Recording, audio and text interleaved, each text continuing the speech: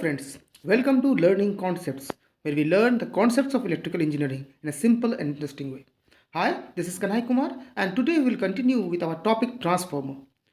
Hello दोस्तों, जैसे कि हमने पिछले क्लास में स्टार्ट किया था ट्रांसफार्मर का, आज उसी कड़ी में हम लोग आगे बढ़ेंगे and we will see the constructional details of a transformer.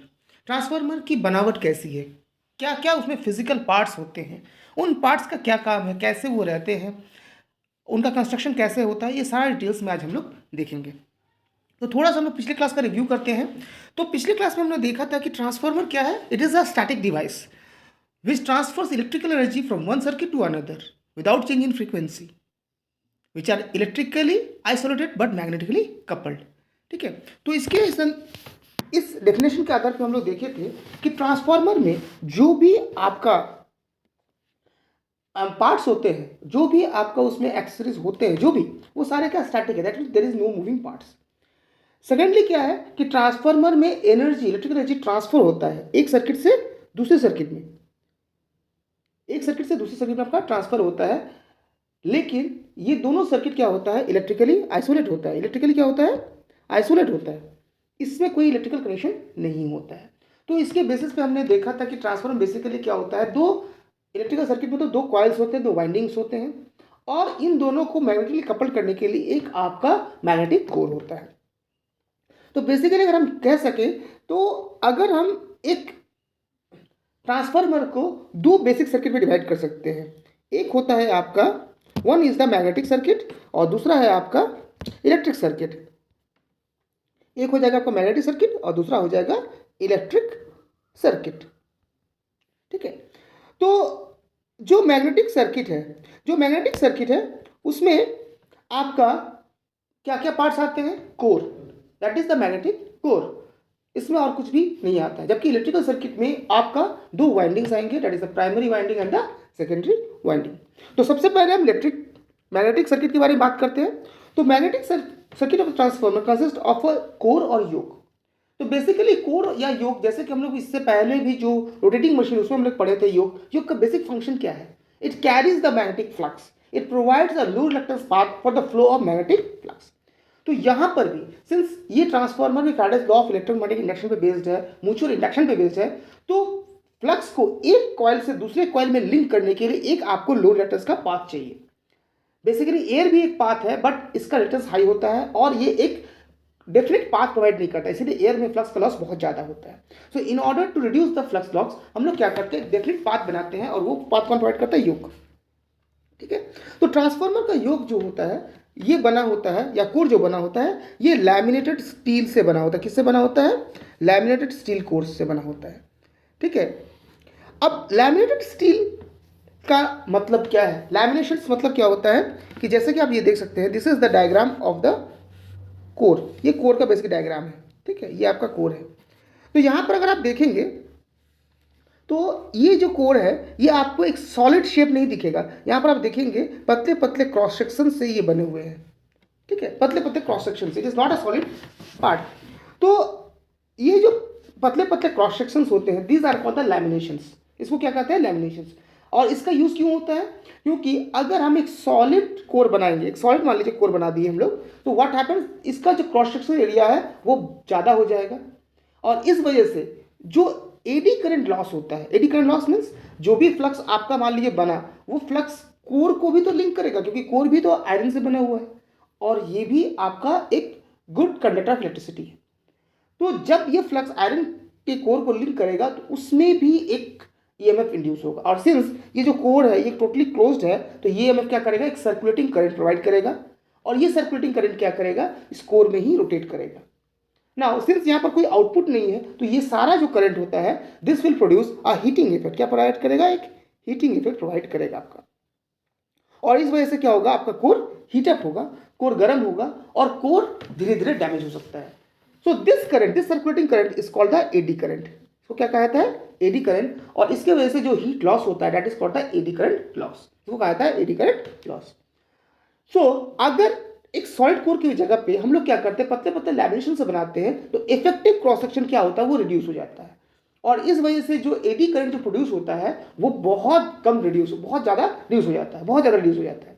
Produce तो होगा लेकिन उतना ज़्यादा नहीं होगा। इसीलिए जहाँ पर भी हम लोग कोर का डिज़ाइन करते हैं, योग का डिज़ाइन करते हैं, और जहाँ पर आप भी आपका ऑल्टरनेटिंग फ्लक्स होता है, वहाँ पर हमें जो कोर होता है या योग होता है उसको हमेशा लैमिनेशन से ही बनाना पड़ता है। इसीलिए देखिएगा किसी भी मशीन का जो आर्मेचर होता है वो हमेशा आपका लैमिनेशन से बना होता है। क्यों? क्योंकि उसमें एसी ऑल्टरनेटिंग फ्लक्स लिंक होता है।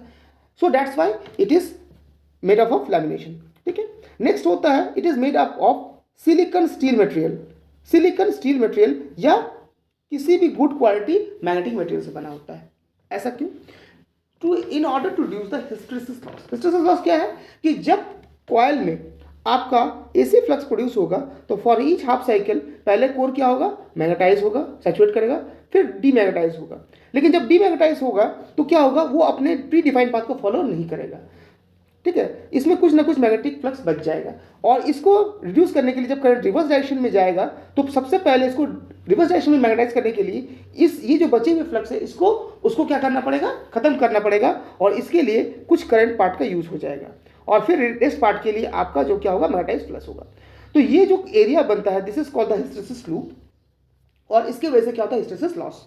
तो ये कॉन्टिन्यूस जब मैग्नेटाइजेशन डीमैग्नेटाइजेशन होता है तो कोर में एक रेसिडुअल मैग्नेटिज्म बच जाता है। ये रेसिडुअल मैग्नेटिज्म को जब रिवर्स करंट आता है, मतलब एसी में तो हमेशा फ्लक्स चेंज हो रहा है ना, तो फ्लक्स चेंज हो रहा है तो मैग्नेटिक फ्लक्स का भी डायरेक्शन चेंज होगा। तो ये जब रिवर्स होगा तो जो पहले से अदर डायरेक्शन में फ्लक्स बना हुआ है उसको खत्म करने के लिए रिवर्स में जब करंट आएगा तो उसका कुछ पार्ट यूज हो जाएगा।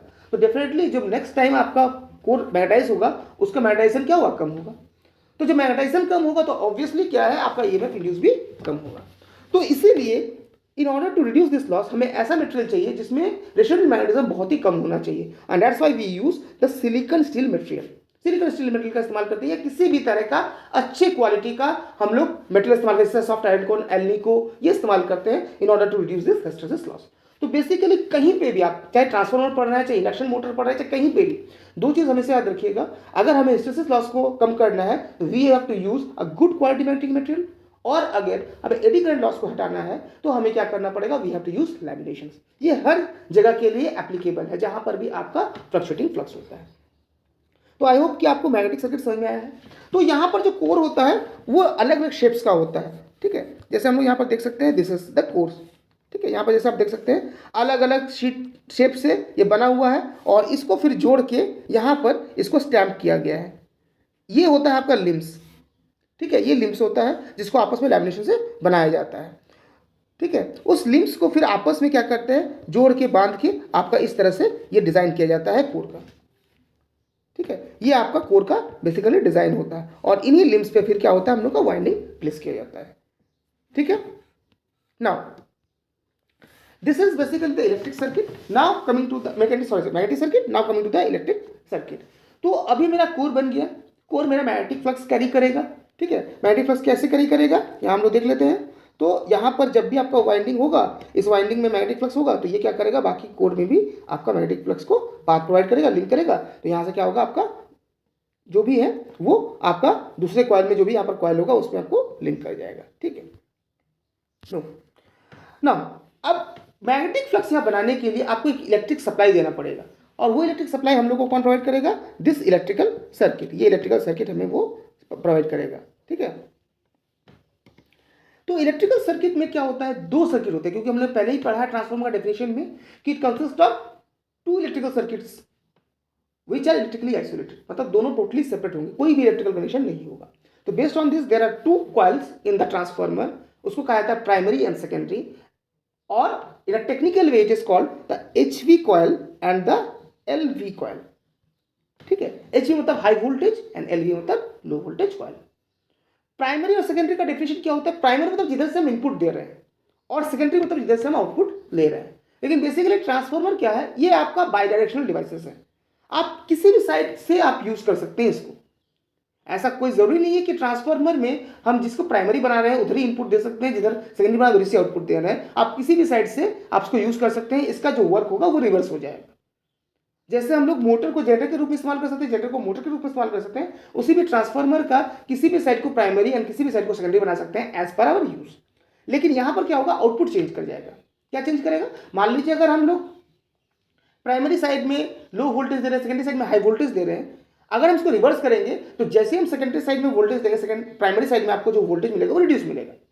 तो इसमें वर्किंग अलग हो जाता है, लेकिन हम लोग किसी भी साइड को इस्तेमाल कर सकते हैं। इसलिए प्राइमरी और सेकेंडरी को बेसिकली इनपुट और आउटपुट के आधार पर डिफाइन किया जाता है। हम पहले से भी डिफाइन नहीं कर सकते किसी भी ट्रांसफर का कि ये प्राइमरी कॉइल है, ये सेकेंडरी कॉइल है।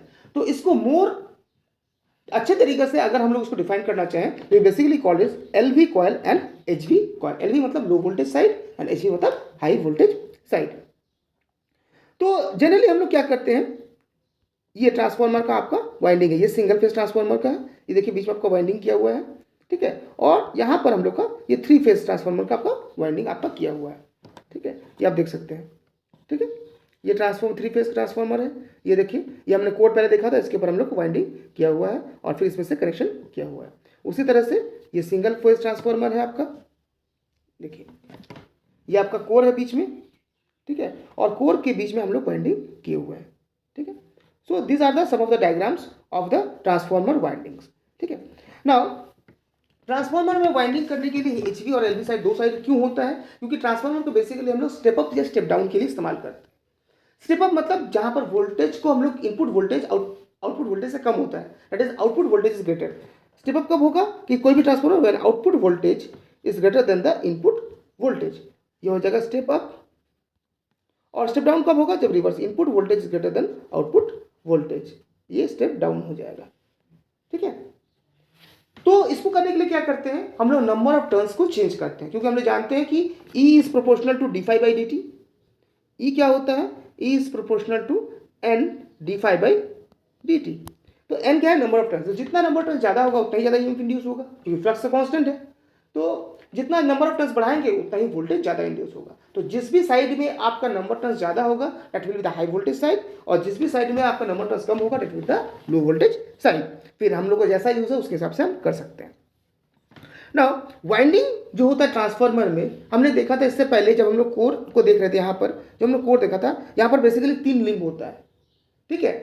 तो बेसिकली हम वाइंडिंग ट्रांसफार्मर में 2 तरह से कर सकते हैं, आइदर दोनों साइड के कोर में हम लोग हाफ हाफ वाइंडिंग कर सकते हैं, ठीक है, दोनों साइड के कोर में हम लोग हाफ हाफ वाइंडिंग कर सकते हैं, या फिर यहाँ पर वाइंडिंग कर सकते हैं, या फिर दोनों वाइंडिंग को हम लोग इसी सेंटर वाले कोर में कर सकते हैं, ठीक है। तो based on this type of winding we have 2 types of transformer, core type and shell type transformer, core type and shell type transformer, ठीक है। ये देखिए बेसिकली वाइंडिंग करने का तरीका क्या होता है, उसको कोर टाइप, सबसे पहले हम लोग का हाई वोल्टेज साइड का वाइंडिंग होता है। ये हाई वोल्टेज साइड सबसे पहले हम लोग क्या है, अंदर में लो वोल्टेज साइड करते हैं कोर के नज़दीक, और बाहर में हम लोग हाई वोल्टेज का करते हैं। ऐसा इसलिए करते हैं, ऐसा नहीं कि एक लिंब में हम लोग हाई वोल्टेज कर दिए, एक लिंब में लो, जैसा हम लोग दिखाने के लिए करते हैं वैसा नहीं होता है। हमेशा दोनों जो वाइंडिंग होता है एक के ऊपर एक ही होता है। इससे क्या होता है कि जो भी आपका इनपुट के चलते फ्लक्स होगा वो डायरेक्टली लिंक होगा सेकेंडरी कॉइल के साथ, तो हमें आउटपुट ज़्यादा मिलेगा। अगर हम एक साइड प्राइमरी एक साइड सेकेंडरी करेंगे तो जितना डिस्टेंस को ट्रेवल करना पड़ेगा इसमें क्या होगा, कोर लॉस ज़्यादा हो जाएगा और हमें आउटपुट कम मिलेगा।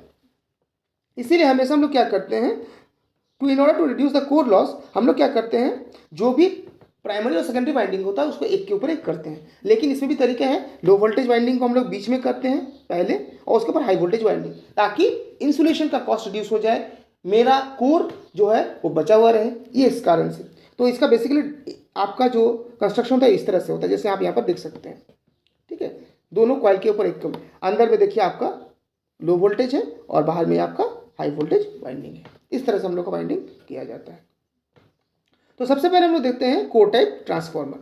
तो ये है कोर टाइप ट्रांसफार्मर। यहाँ पर क्या होता है, कोर के दोनों लिंब में आपका ये आपका सिंगल फेज है, तो दोनों लिंब में हम लोग वाइंडिंग करते हैं, half of winding, LV side and HV side, फिर एलवी और एचवी। तो यहाँ पर क्या होता है कि ट्रांसफार्मर के दोनों कोर में आपका क्या होता है, वाइंडिंग्स होता है। तो इसका फायदा क्या होता है कि हमको इफेक्टिव एरिया ज़्यादा मिलता है। इफेक्टिव एरिया क्या होता है, ज़्यादा मिलता है, क्योंकि 2 लिंब में हम वाइंडिंग कर सकते हैं तो ज़्यादा एरिया मिलेगा, इसलिए नंबर टर्न्स को हम इंक्रीज कर सकते हैं, इससे ट्रांसफार्मर कैपेसिटी हम बढ़ा सकते हैं, ट्रांसफार्मर कैपेसिटी बढ़ा सकते हैं। दूसरा क्या है कि जो भी फ्लक्स यहाँ से फ्लो होगा यहाँ पर आने के बाद भी दूसरे कॉइल में लिंक करेगा, तो फ्लक्स का इफेक्टिव क्लस जो होता है वो 2 बार वर्क करता है, इसलिए एफिशिएंसी भी आपका इंक्रीज होता है। लेकिन इसमें दिक्कत क्या है, दिक्कत होता है कि सिंस हाई वोल्टेज साइड बाहर साइड में है, इसीलिए ये ट्रांसफार्मर को जब भी हम लोग यूज़ करते हैं there is a safety issue, क्योंकि हमेशा एक डर बना रहता है कि जो यूज़र होगा वो हमेशा हाई वोल्टेज साइड के कंटेक्ट में आएगा, तो इसके ऊपर से कवरिंग और इंसुलेशन देना एक बहुत बड़ा प्रॉब्लम वाली बात हो जाती है। दूसरा क्या है कि इसका वाइंडिंग थोड़ा सा टीडियस है, क्योंकि 2 जगह पे हमको वाइंडिंग करना होगा, ठीक है, तो वाइंडिंग भी लेंदी हो जाता है, कॉम्प्लिकेटेड हो जाता है। So this is the core type transformer. Basically core type transformer generally normal case में यूज़ नहीं होता है, यूज़ होता है कोई स्पेशल ट्रांसफार्मर, वेल्डिंग ट्रांसफार्मर वगैरह में यूज़ होता है, लेकिन नॉर्मल जो ट्रांसफार्मर होता है उसमें हम सेकेंड टाइप का ट्रांसफार्मर यूज़ करते हैं, that is the shell type transformer, ठीक है। शेल टाइप में ट्रांसफार्मर में क्या होता है कि हम लोग इस तरह से लिम्ब बनाते हैं और सेंट्रल लिम्ब पे ही आपका जो होता है, ये सेंट्रल लिम्ब है, इसी में जो होता है दोनों वाइंडिंग हम लोग प्लेस कर देते हैं एक के ऊपर। तो इससे फायदा क्या होता है कि जो सारा कॉयल है वो एक ही जगह पे होता है, इसलिए मैक्सिमम फ्लक्स लिंक होता है प्राइमरी सेकेंडरी। ये जो कोर है चारों तरफ, ये क्या करता है, एक नेचुरल इंसुलेशन, एक आइसोलेशन प्रोवाइड करता है, ये कवरिंग की तरह प्रोवाइड करता है। इसलिए ट्रांसफार्मर को हम लोग ऐसे ही इस्तेमाल कर सकते हैं बिना किसी कवरिंग का, ठीक है।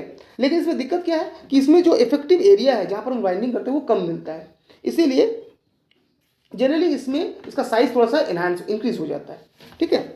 तो this are the shell type of transformer, core type and shell type, ठीक है। Now coming to the next topic that is the parts of the transformer. तो ये बेसिकली ट्रांसफार्मर हो गया। ट्रांसफार्मर में हम लोग का 2 वाइंडिंग कोर, ये आपका बेसिक जो वर्किंग है ट्रांसफार्मर का इसी तरह से होता है, और ये बेसिक पार्ट्स है। चाहे कोई भी ट्रांसफार्मर में हो, इसमें यही दोनों पार्ट्स होंगे, 2 वाइंडिंग्स एंड अ कोर। अब उसका डिजाइनिंग अलग अलग होगा as per our use, number of turns as per our use change हो जाएगा। इसके अलावा ट्रांसफार्मर में कुछ और पार्ट्स होते हैं जो ट्रांसफार्मर को प्रोटेक्शन देते हैं, ट्रांसफार्मर के वर्किंग को एफिशिएंट बनाने में मदद करते हैं। इसमें कुछ पार्ट्स का नाम हम लोग यहाँ पर देख सकते हैं।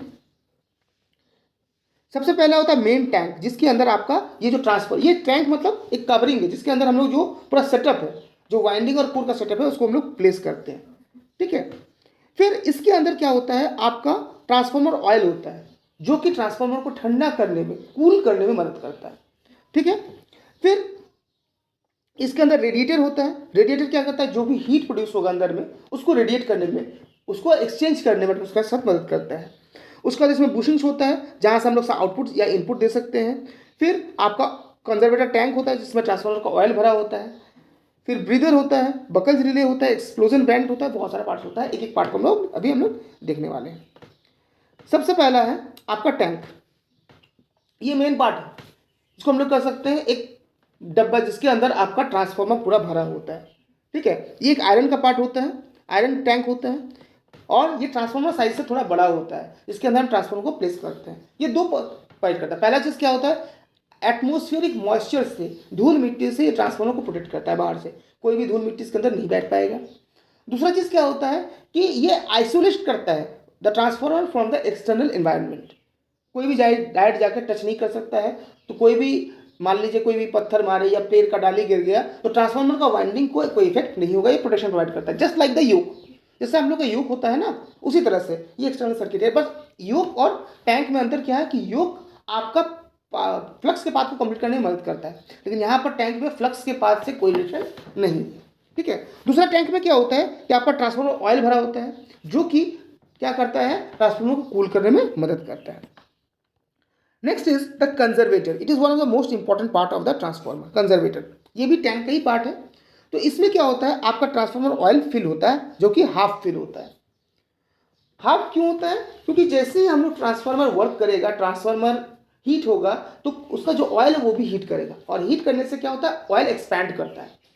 तो जब एक्सपैंड करेगा तो वो टैंक पर प्रेशर बनाएगा। तो इस टैंक के प्रेशर को रिलीज करने के लिए इस कंजर्वेशन टैंक में क्या होता है, हाफ ऑयल भरा होता है। तो ये क्या करता है, जैसे ही ऑयल गर्म होता है टैंक से, इस ऑयल जो गर्म ऑयल है वो हीट अप होकर ऊपर आता है और फिर ठंडा तेल नीचे आता है। तो ये एक सर्कुलेशन प्रोवाइड करता है टू द ट्रांसफार्मर ऑयल। तो इससे ऑयल का जो टेम्परेचर है वो भी रिड्यूस होता है और जो प्रेशर है वो भी आपका रिड्यूस होता है। कंजर्वेटर टैंक आपका यही काम करता है। Next is a breather. Breather जैसा कि नेम सजेस्ट कर रहा है, breather means the thing which is helps us to breathe, सांस लेने में। अब बड़ी बात आती है कि ट्रांसफार्मर में सांस लेने क्या बात आता है। तो होता क्या है कि ट्रांसफार्मर में के अंदर, टैंक के अंदर जब ट्रांसफार्मर को हम प्लेस करते हैं, वो वर्क करता है तो हीट जनरेट करता है। तो अंदर में जो एयर होता है वो भी आपका हीट होता है। अब ये हीटेड एयर क्या कर सकता है, अंदर के टेम्परेचर को और भी गर्म कर सकता है और ये हॉट एयर क्या होता है, प्रेशर क्रिएट करेगा, तो इस प्रेशर को रिलीज करना होता है। तो प्रेशर को रिलीज करने का तरीका क्या है, जैसे हमारे अंदर हम लोग सांस लेते हैं और क्या करते हैं, उसको बाहर रिलीज करते हैं, तो हमारा लंग्स का जो प्रेशर होता है वो घटता बढ़ता है।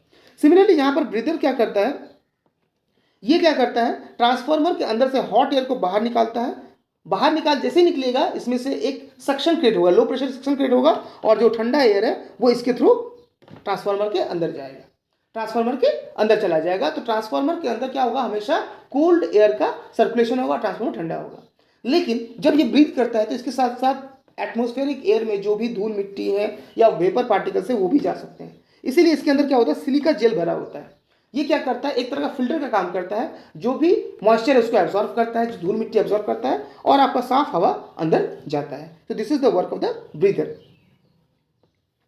Next is explosion vents. Explosion vents क्या होता है, ट्रांसफार्मर के अंदर एक छोटा छोटा पाइप्स टाइप का बना होता है, जो कि आपका जो ब्रीदर है उसी के साथ होता है। ये क्या करता है, जब ट्रांसफार्मर का प्रेशर बहुत ज़्यादा बढ़ जाता है तो वो क्या करता है, एक्सेस एयर को, जो एक्सेस ऑयल है उसको आपको वहाँ से रिलीज करता है, एक्सेस प्रेशर को रिलीज करता है, तो कहता है एक्सप्लोजन वेंट। इन केस मान लीजिए कभी एक्सीडेंट ऐसा हुआ कि ट्रांसफार्मर में शॉर्ट सर्किट हो गया, उसमें आग लग गई और उसका प्रेशर बहुत ज़्यादा बढ़ गया, तो उस केस में सिंस टैंक एक लोहे का बना हुआ, उसके अंदर क्या प्रेशर बढ़ जाएगा तो वो बहुत सीवियर एक्सीडेंट कर सकता है। अगर उसमें ब्लास्ट हो गया बहुत सीवियर एक्सीडेंट हो सकता है। तो उस समय में ये एक्सप्लोजन वेंट्स क्या करते हैं, उस प्रेशर को रिलीज करते हैं और किसी भी तरह का बड़े एक्सीडेंट को प्रोटेक्ट करते हैं। Next is the radiator. Radiator भी क्या करता है, जस्ट लाइक आपका, जैसे हम लोग जो भी इलेक्ट्रॉनिक सर्किट में हम लोग यूज़ करते हैं कूलिंग पैड, ठीक है, फिन्स इस्तेमाल करते हैं, उसी तरह का यहाँ पर रेडिएटर्स होते हैं। ये क्या करता है, ट्रांसफार्मर में जो भी आपका एयर होता है, ठीक है, जो भी उस इसमें जो है एयर जब बाहर के जाते हैं वो ठंडा करता है, और ट्रांसफार्मर के ऑयल को वो भी क्या करता है, कूल करता है। Next is the bushings. ये बहुत ही इंपॉर्टेंट पार्ट है। ट्रांसफार्मर के अंदर में हम लोग को इनपुट देना है या वहाँ से आउटपुट लेना है, तो उसके लिए हम टर्मिनल्स बनाते हैं, और इसी टर्मिनल्स को कहा जाता है बुशिंग्स। तो इसमें क्या होता है, मेटल्स पार्ट होते हैं, ठीक है, मेटल पार्ट्स होते हैं, और साथ साथ क्या होता है इसमें आपका मेटल्स पार्ट्स के साथ यहाँ पर आपका इंसुलेशन डिस्क होता है, ठीक है, जो कि इंसुलेशन प्रोवाइड करता है, ठीक है। Next is the tap changer. Tap changer her transformer में नहीं होता है। बेसिकली हमारे घर के सिंगल फेज ट्रांसफार्मर अगर में आपको टैप चेंजर दिखेंगे, या बहुत कुछ बड़े बड़े ट्रांसफार्मर में टैप चेंजर दिखेंगे। टैप चेंजर मतलब क्या होता है, जहाँ पर हमको वेरिएबल आउटपुट लेना होता है, ट्रांसफार्मर में वेरिएबल आउटपुट हमें चेंज करना है आउटपुट, तो उस जगह पर हम लोग क्या करते हैं, टैप चेंजर इस्तेमाल करते हैं, जहाँ पर वाइंडिंग्स में अलग अलग टैपिंग्स बने होते हैं, और इसमें क्या होता है, आपका एक कनेक्शन होता है, मूविंग कनेक्शन होता है, जो कि अलग अलग टर्न्स रेशियो पे आपका ट्रांसफार्मर का वाइंडिंग को सेट करता है, उसके हिसाब से हमें आउटपुट मिलता है। तो दो जगह पर आपका यूज होता है जनरली, ये जो यूज होता है ऑटो ट्रांसफार्मर में यूज होता है, या फिर घर के आपके स्टेबलाइजर वगैरह में आपका यूज होता है tap changer. Next is the buckles relay. ये बहुत इंपॉर्टेंट है, ये एक सेफ्टी डिवाइस है। ये क्या है, एक सेफ्टी डिवाइस है, और ये लगा होता है कंजर्वेटर और टैंक के बीच में, ठीक है। तो बकल्स रिले क्या करता है, जब ट्रांसफार्मर के अंदर मान लीजिए कोई शॉर्ट सर्किट होता है, ठीक है, ट्रांसफार्मर के अंदर से शॉर्ट सर्किट होता है, तो उसके अंदर क्या होता है, एक ज़्यादा हीट प्रोड्यूस होता है। शॉर्ट सर्किट होगा तो स्पार्क होगा, आग लगेगा, हीट प्रोड्यूस होगा, तो इसके चलते क्या होता है, ऑयल बहुत ज़्यादा हीट होता है। उस समय ये बकल्स रिले क्या करता है, इस हीट के चलते ये बकल्स रिले क्या करता है, उस हीट को सेंस करता है, और जब हीट एक सेफ टेम्परेचर से ज़्यादा हो जाता है, ये ट्रिप करता है और ट्रांसफार्मर को आपका ऑफ कर देता है। ट्रांसफार्मर को क्या करता है, ऑफ कर देता है, ठीक है। ये ट्रांसफार्मर को ऑफ करता है, ट्रांसफार्मर आपका सेफ हो जाता है। This is called the buckles relay, ठीक है। इसमें और बहुत तरह का सेंसर्स भी होता है, जैसे कि आपका hydrogen gas, monoxide, carbon monoxide gas, जो कि बहुत ही टॉक्सिक गैसेस होते हैं, इनका भी सेंस करने का इसमें सिस्टम बना होता है। लेकिन बेसिकली क्या है कि ट्रांसफार्मर के अंदर शॉर्ट सर्किट होता है, और ट्रांसफार्मर का ऑयल जब हीट होता है, तो उस हीट से ये क्या करता है, उस शॉर्ट सर्किट के बारे में पता करता है, और सर्किट को ट्रिप कर देता है, और ट्रांसफार्मर आपका बच जाता है, ठीक है। Next is the transformer oil, जिसके बारे में लोग पहले बता चुके हैं। ये एक तरह का हाई डाइलेक्ट्रिक स्ट्रेंथ वाला आपका ऑयल होता है, जो कि ट्रांसफार्मर के अंदर भरा होता है। ये क्या करता है, इसका दो फंक्शन है। पहला, ये एक एडिशनल इंसुलेशन प्रोवाइड करता है, ठीक है। हमेशा अगर मान लीजिए जो भी हम लोग वाइंडिंग की उसके बीच का इंसुलेशन सूख जाएगा, तो उसका क्या होगा, उसमें जो इंसुलेशन प्रॉपर्टी वो धीरे धीरे रिड्यूस हो जाता है। तो ये ऑयल क्या करता है, उस इंसुलेशन को बना के रखने में मदद करता है। सेकेंडली, ये ट्रांसफार्मर के कूलिंग में भी आपका मदद करता है, ठीक है। तीसरा, ये क्या करता है, बकल्स रिले में बकल्स रिले को ऑपरेट करने में भी ये आपका मदद करता है।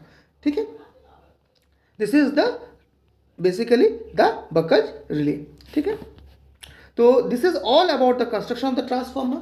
तो आज हम लोगों ने देखा कि ट्रांसफार्मर बेसिकली ट्रांसफार्मर का बेसिक पार्ट्स क्या होता है और इसके अलावा ट्रांसफार्मर में क्या क्या पार्ट्स आपके लगे हुए रहते हैं। तो आई होप कि आपको आज का टॉपिक समझ में आया होगा, इंटरेस्टिंग भी लगा होगा। अगर किसी भी तरह का आपको डाउट्स है या कोई भी सजेशन है तो प्लीज़ आप कमेंट बॉक्स में ज़रूर करें। साथ ही साथ रिक्वेस्ट है कि चैनल को सब्सक्राइब करें, लाइक करें और जिन सभी के अपने दोस्तों के साथ ज़रूर शेयर करें। ठीक है, आपकी सपोर्ट की मुझे बहुत ज़रूरत है। So that's all for today, have a nice day, thank you.